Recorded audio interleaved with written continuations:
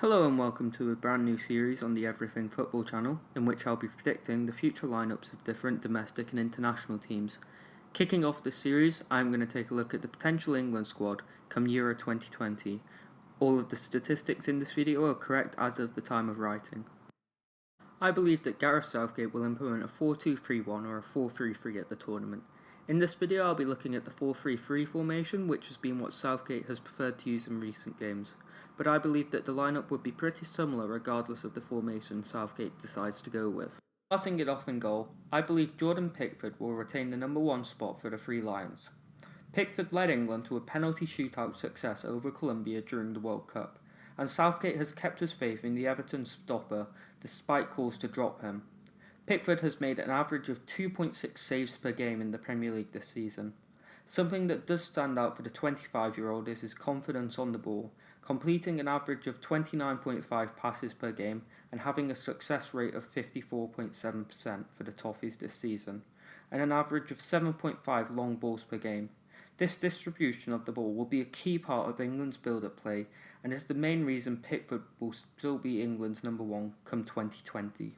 At right back, there are two main options for Southgate. The tried and trusted Kyle Walker or the young Trent Alexander-Arnold. On face value, I probably would have chosen Walker. However, looking into the stats, I believe that Alexander-Arnold would be the superior choice for the right back position. Alexander-Arnold makes an average of 2 tackles and 1.2 interceptions per game in the Premier League, beating Walker's 1.3 tackles and 1.1 interceptions per game.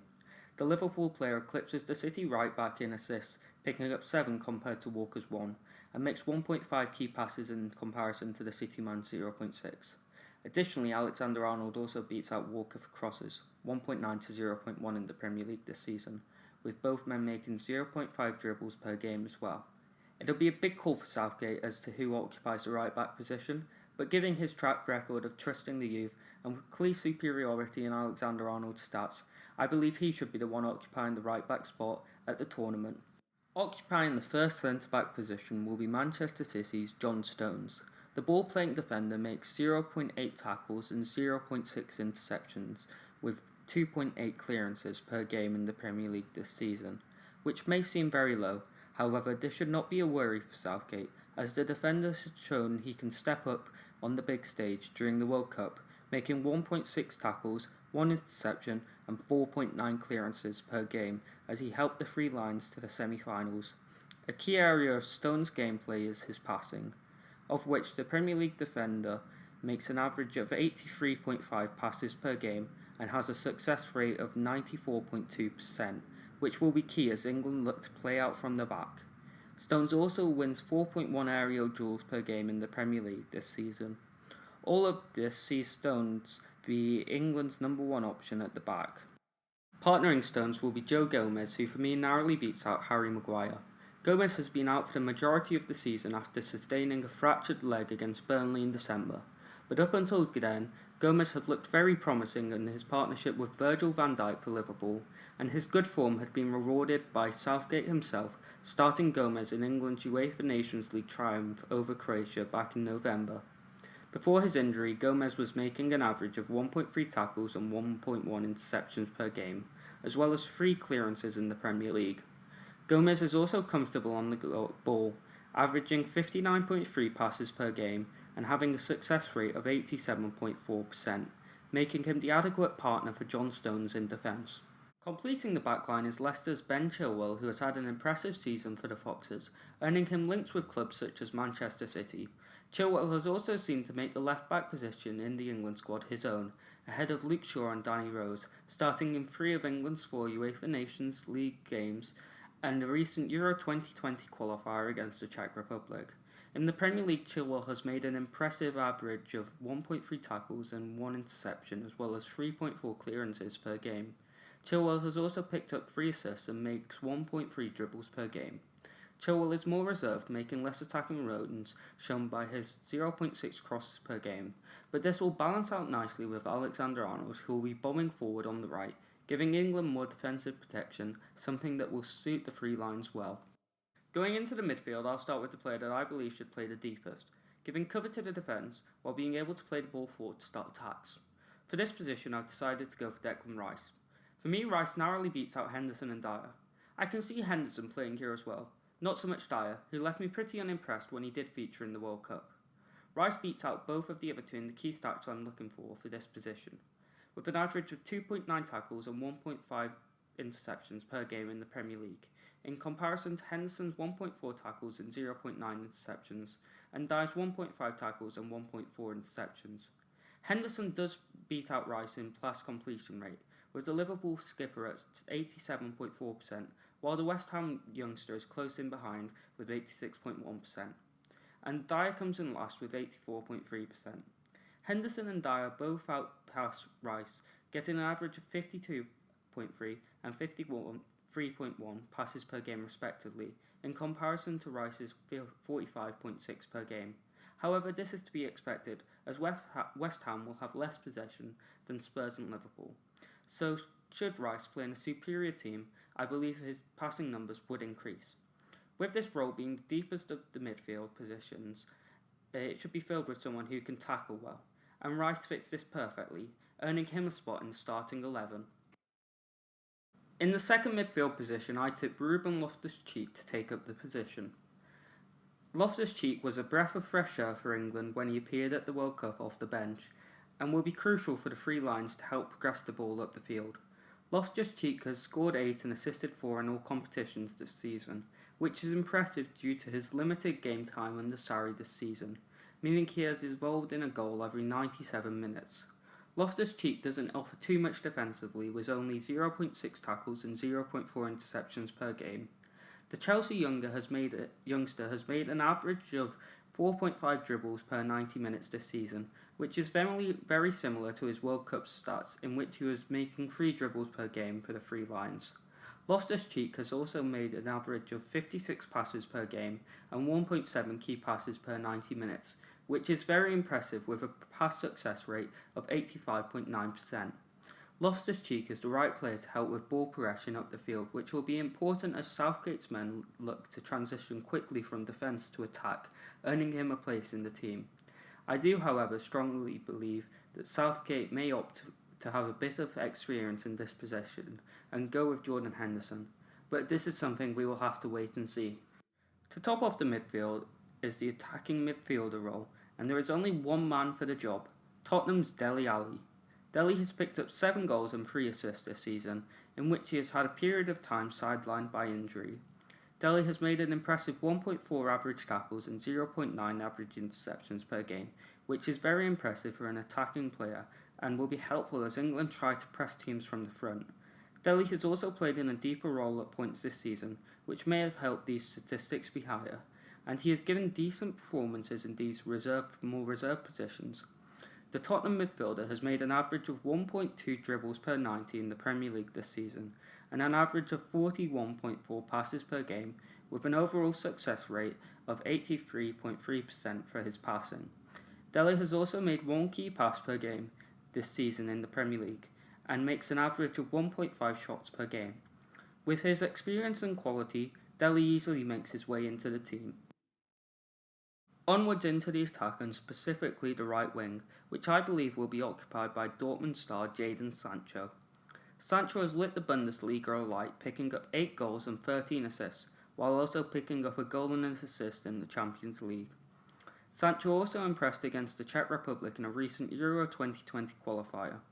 In the Bundesliga, Sancho has made an average of 3.2 dribbles per game and makes 2 key passes. Sancho has also taken 1.2 shots per game in the Bundesliga and has fouled 1.2 times per game. The Dortmund winger makes an average of 0.9 crosses per game in the German top flight.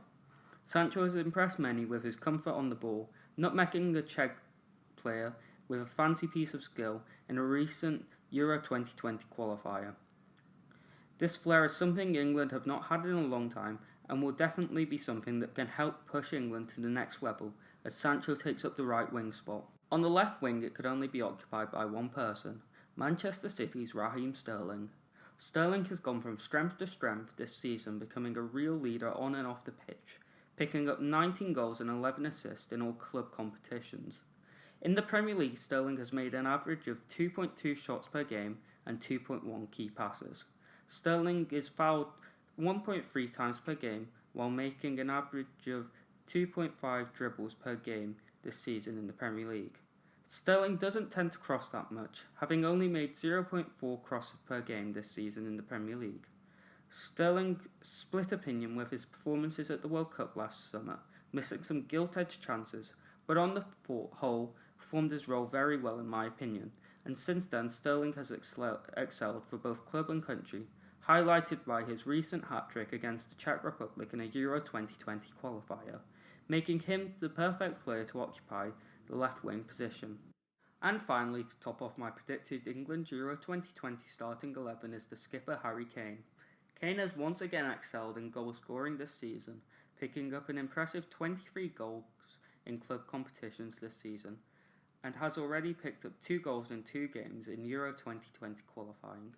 Kane has also picked up 5 assists this season, while taking 3.6 shots per game in the Premier League, and making an average of 1.1 key passes. In the Premier League, Kane is making 1.4 dribbles per game, and is fouled 1.9 times per game. Kane has been impressive this season in adapting his gameplay by dropping back and using his superior hold-up play to allowing time for others to get into good attacking positions, while still maintaining a good goal-scoring record, and still being in a shout for the Premier League Golden Boot, despite having a period sidelined due to injury. The World Cup Golden Boot winner will lead the 3 lines forward into the next few international tournaments, and will once again be the captain of the 3 lines in Euro 2020. That tops off the starting 11, but here are some outside shouts for different positions. As I mentioned, Jordan Henderson could fill up a midfield space. Having already gone into his statistics, I'll save you the time of not going through them again. Henderson could fill up either Declan Rice's role at the bottom of the midfield, or take up Ruben Loftus-Cheek's role of bringing the ball forward, something we have seen him recently do successfully against Southampton for Liverpool. Another possibility for centre-back would be slabhead himself, Harry Maguire.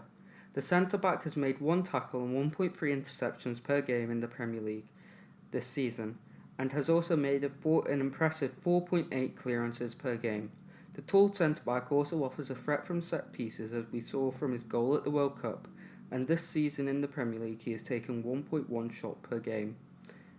Maguire also wins an average of 4.9 aerial duels per game, and makes an average of 52.2 passes with a pass completion rate of 84.5% in the Premier League this season, making him a good alternative to either John Stones or Joe Gomez at the back. An outside shout for right back would be Aaron Wan-Bissaka, who is yet to be capped for England and is still eligible to represent the Democratic Republic of Congo. The Crystal Palace player has put up very impressive defensive numbers this season, making an average of 3.8 tackles and 2.2 interceptions this season in the Premier League.